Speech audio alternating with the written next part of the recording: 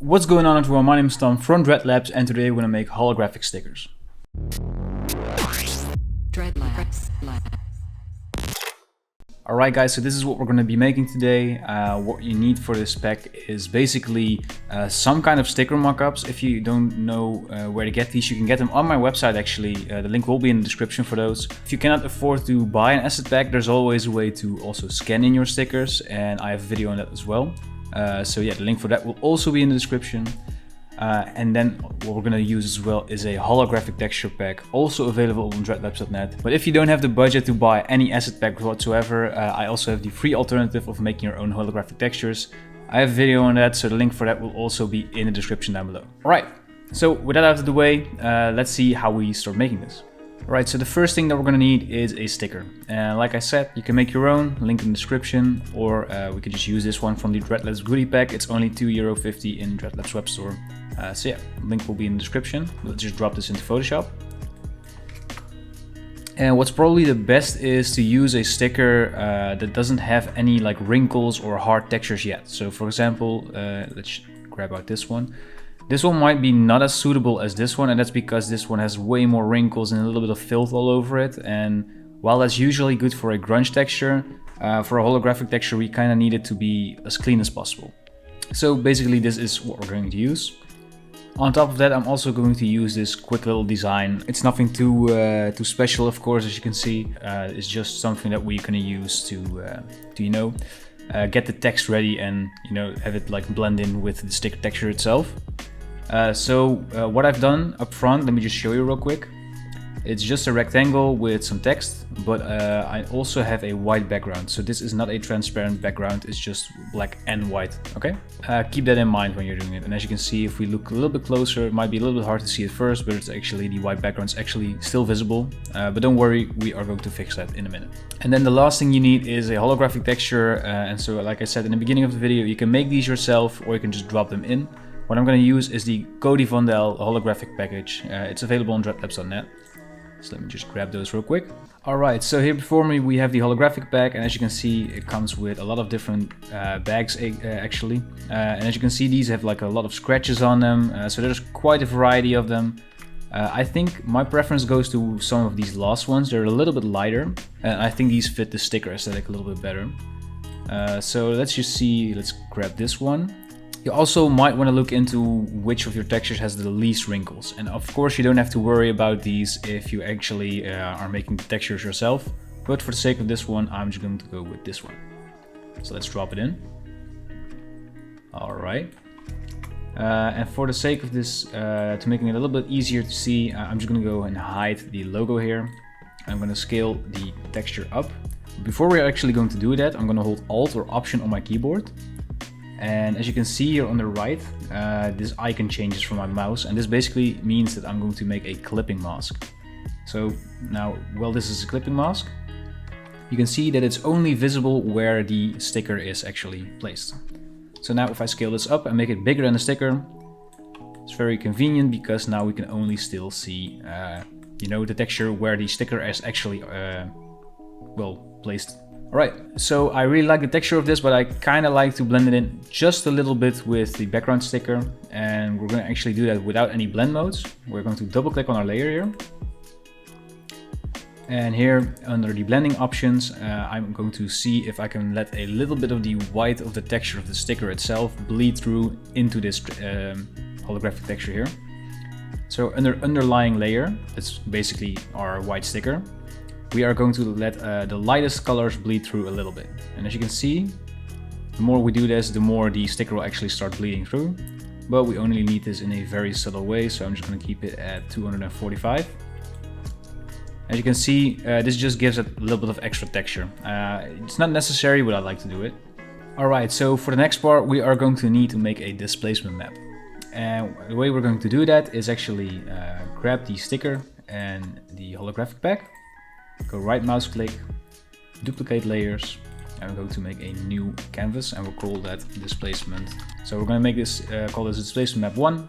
Then we are going to make a new layer below, and a quick and easy way to do that is hold Control or Command on your keyboard and pressing the new layer button. My face is actually here in the way, but you know where the new layer button is, down below here in the corner.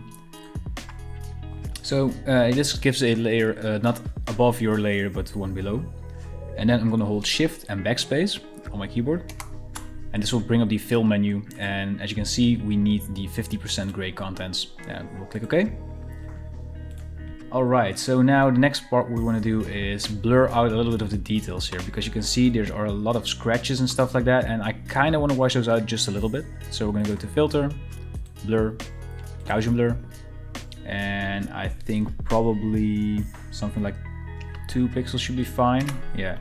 And as you can see, this is still a little bit harsh, so what we can do, this you don't need to worry about this if you haven't done the blend mode like what I did. So I'm just going to go and Command Z and group these guys together into a smart object. And now I'm running the Gaussian blur filter again. And as you can see now, the white parts of the actual sticker texture are also getting blurred. So we'll click OK. And the next thing we want to do is press Ctrl or Command U on your keyboard, and this will bring up the Hue saturation menu. And we're just going to remove all of the color from our sticker here, so it's a black and white image. And this isn't not necessary for this one, I think, but I'm just going to show it to you anyway. If you want to have your displacement map a little bit more heavy, what you can do is press Command or Control M on your keyboard. And if we lower the darker parts and higher up the lighter parts, as you can see, there's a little bit more contrast in the image now. And basically the more contrast, the more you're going to see moving. So if you haven't heard of displacement maps yet, I highly recommend checking out my displacement map video. I put it up a couple of years ago, and it's very helpful if you're completely new to displacement maps. A link for that will also be in the description. But for now, this basically looks good. What we're going to do is basically push our logo design up where it's lighter and down where it's darker.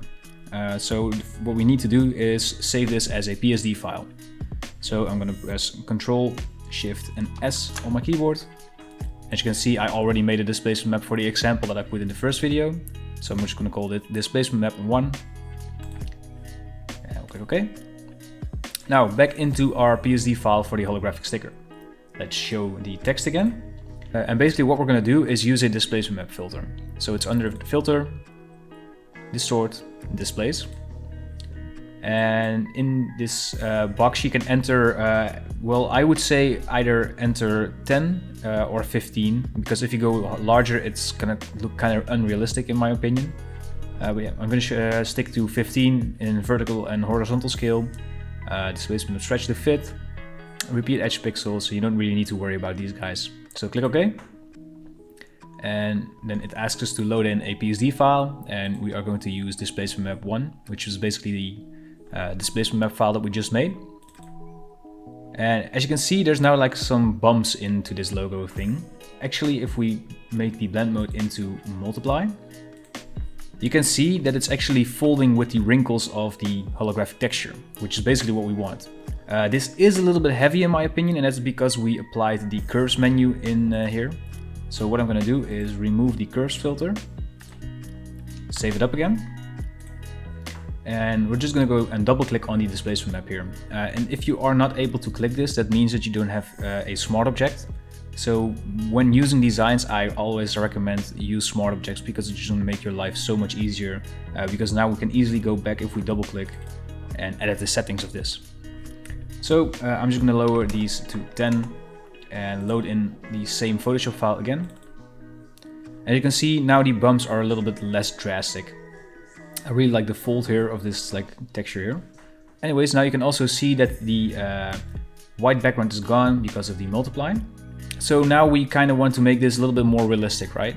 So what we're going to do is go to Filter, Blur, Box Blur. And yeah, I think 3 should be fine.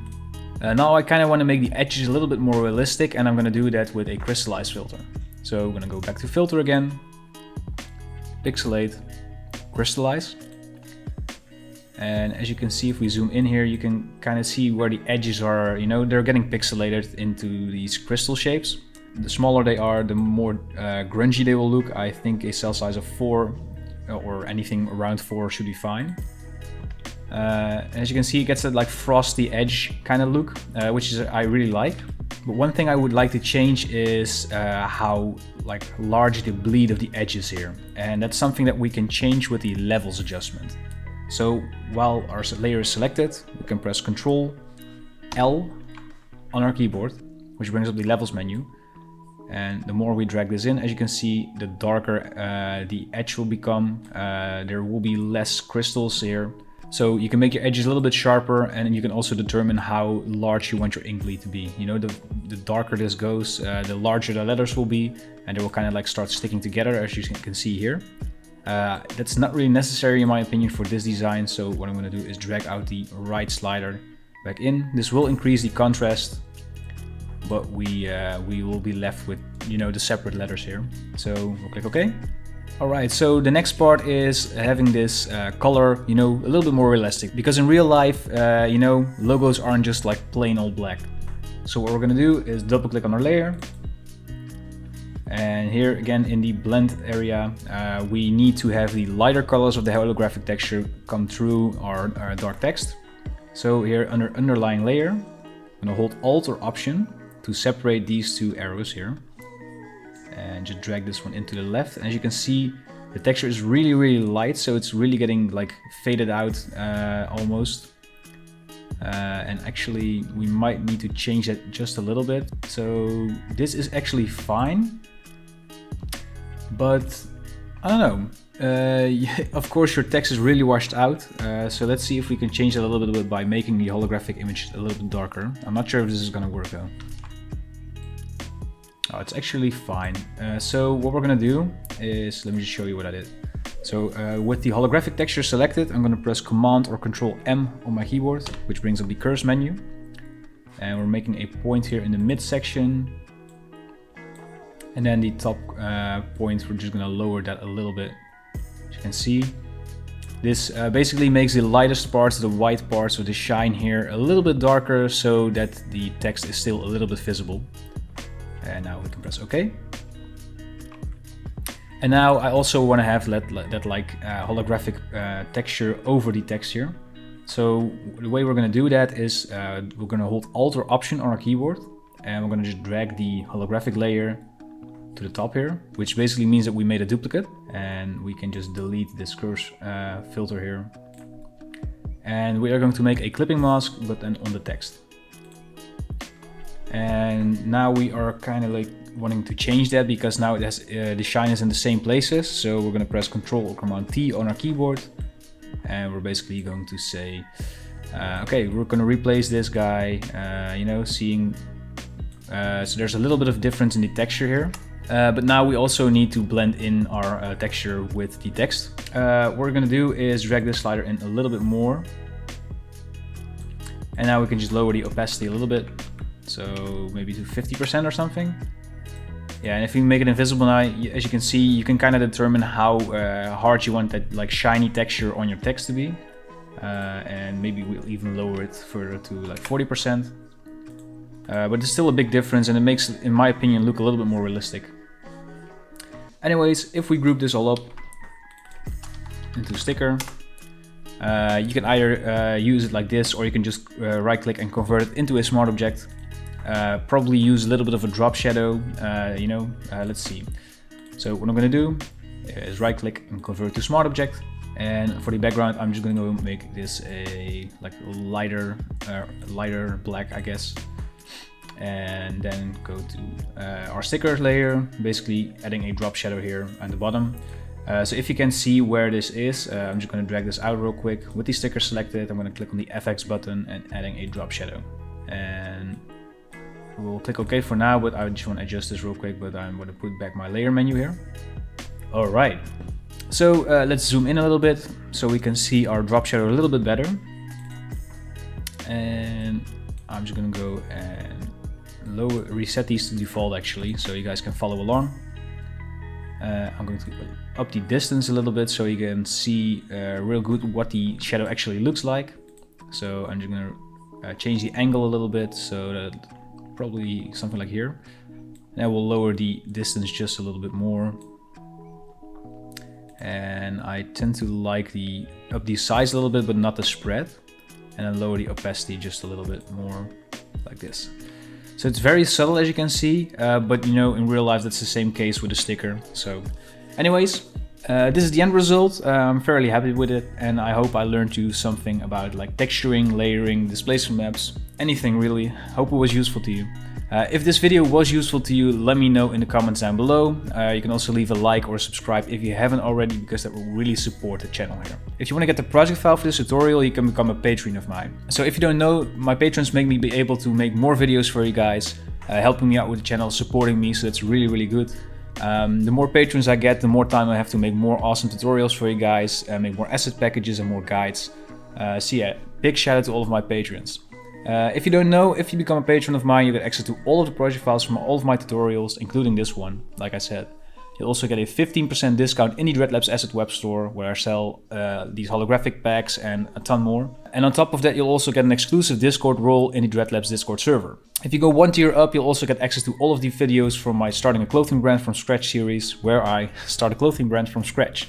So if that's something you're interested in, you can go one tier up, because you'll also get access to all of the project files from that video series, as well as 30 project files from my Creatober series. If you want to become a patron, there's a link in the description. And with all of that being said, thank you so much for watching. This was Tom from Dreadlabs tuning out, and I'll see you guys in the next video.